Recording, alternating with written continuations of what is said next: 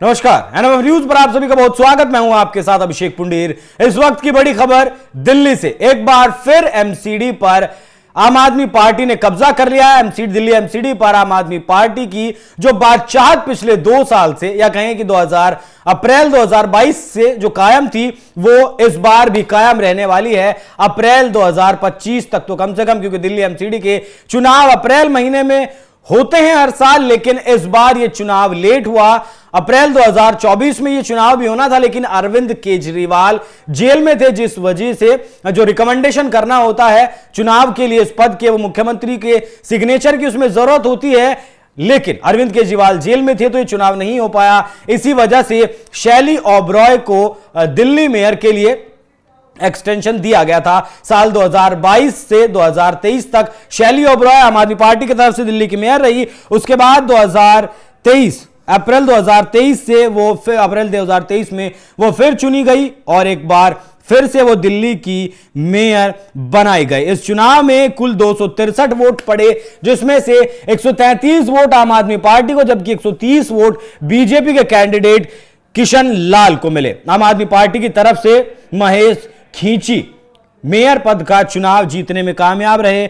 बेहद क्लोज इस फाइट में सिर्फ 3 वोटों की हार जीत हुई और फाइनली आखिरकार आम आदमी पार्टी की जो बादशाहत एमसीडी पर है वो कामयाब रही, उसे बादशाहत को बनाने में वो सफल रही। इस चुनाव में कांग्रेस पार्टी के 7 पार्षदों ने हालांकि वोटिंग का बहिष्कार भी किया है। वहीं दिल्ली में 2025 में विधानसभा का चुनाव भी होना है और ये जो फिलहाल ये चुनाव जो जीता है आम आदमी पार्टी की तरफ से जीता गया है, उसका असर कहीं ना कहीं दिल्ली के विधानसभा चुनाव पर भी देखने को जरूर मिलेगा। यह बताता है कि आम आदमी पार्टी की जो तैयारी है वो किस स्तर पर चल रही है। दिल्ली का ये मेयर पद का चुनाव हो या फिर विधानसभा का चुनाव हो। जाते जाते सुनिए नवनिर्वाचित मेयर महेश खींची ने इस जीत के बाद क्या कुछ कहा।